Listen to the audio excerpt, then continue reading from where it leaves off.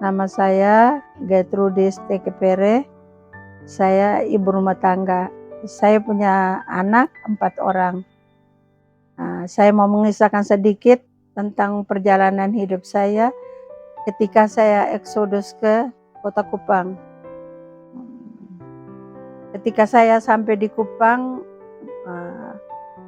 banyak hal yang ada di dalam benak saya. Selain meninggalkan suami saya di sana, terus mama saya, itu hal yang paling menyakitkan karena ketika kami berangkat, kami sama-sama, terus tiba-tiba kembali yang dalam posisi yang orang lagi ribut, terus istilahnya peperangan, terus saya harus keluar dari anak-anak sendiri. Waktu itu, ketika saya sampai di Kupang, yang perempuan sulung saya sudah kuliah di Bali, yang laki-laki STM di Kupang. Jadi saya keluar dengan 2 anak, yang nomor 2 sama yang bungsu. Ketika sampai di Kupang, saya tinggal di saya punya gubuk yang lama sejak bangun tahun 70-an. Saya kembali ke rumah itu. Banyak suka duka yang saya alami. Yang tadinya kehidupan ekonomi di Dili, di Timur,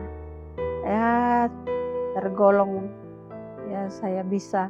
Tapi ketika sampai di sini, ketika dapat pensiun di bulan September, saya pergi terima pensiun di Taspen Kupang. Di situ pensiun saya dibayar cuma 300.000. Ketika saya pulang, saya bertanya, apa yang saya bisa buat ini dengan uang yang 300.000? Sementara nona yang besar masih kuliah, yang nomor 2 SMA, nomor 3 SMA, yang bungsu masih SMP. Banyak di dalam pikiran bergejolak, mampu tidak. Jadi ketika saya terima uang gaji itu, saya taruh di bawah kaki bunda. Saya percaya dengan doa saya, doa bunda, bahwa dengan 300.000 itu bisa mencukupi kehidupan saya. Sejalan dengan waktu, saya tinggal di rumah saya punya, tapi di situ ada saya punya saudara laki-laki. Jadi mulai ada baku tidak enak, mulai dengan hal-hal kecil saja, dia hal yang listrik, yang itu. Jadi ya banyak hal sih, tapi saya intinya saya bertahan bahwa ini sudah kehidupan saya ketika saya eksodus ke Kupang, karena tidak ada pilihan lain. Ya, sejalannya waktu saya berjalan terus. Dengan ekonomi yang morat marit, saya mulai bangun dengan jual kue. Saya jual kue, 1 hari bisa menghasilkan 60, 50 sesuai dengan berkat. Saya percaya setiap hari Tuhan pasti menyiapkan berkat baru untuk saya. Jadi sampai di suatu titik itu, yang perempuan sulung itu dia diwisuda. Ketika dia wisuda, dia memperoleh pekerjaan yang baik. Jadi situ dia dapat kerja di domestik Asia yang sering antar tamu. Jadi di situ dapat upahnya begitu besar. Jadi saya punya kehidupan mulai terjamin dengan dia punya gaji tadi. Setiap bulan dia transfer buat saya dengan adik-adiknya tuh 800.000. Jadi waktu itu ukuran 800.000 itu besar sekali menurut saya. Dan itu sudah saya percaya bahwa itu berkat Tuhan. Jadi dengan dana yang ada, terus saya jual kue untuk mencukupi kebutuhan setiap hari. Yang besar dia kerja, yang nomor 2 kuliah tapi tidak sampai selesai, putus. Yang nomor 3 begitu tamat SMA dia mau jadi polisi. Jadi begitu tes pertama dia lulus.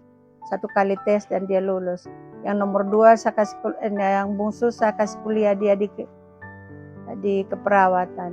3 tahun dia selesai. Begitu selesai, wisuda di bulan Oktober, di bulan Desember dia ikut tes PNS dan lulus. Itu anugerah terindah buat saya punya hidup. Mulai dari itu ekonomi hidup saya sudah mulai membaik. Ya, saya hidup sudah sampai dengan mereka menikah. satu persatu mereka menikah dan mereka menghidupi mereka berumah tangga sendiri, atur mereka berumah tangga sendiri. Di tahun berapa kali kita ke 2017, Nona yang nomor 2, saya waktu itu saya beli tanah di sini, tanah yang sekarang jadi kebun ini. Tapi karena kendala waktu itu belum ada listrik, belum ada air, jadi saya pilih untuk mengambil perumahan. Saya tinggal di perumahan, saya tidak bisa mengembangkan saya punya apa yang saya mau buat. Ternak tidak boleh, tani tidak boleh, jadi akhirnya suatu waktu saya mengambil keputusan untuk berbuat kebun. Saya membuat kebun di tempat ini yang sekarang jadi kebun. Awalnya saya masih pergi datang, tapi karena saya pikir capek, saya harus jalan kaki pulang begitu. Jadi saya ambil keputusan untuk bikin satu air dan tinggal di kebun. Betul kok.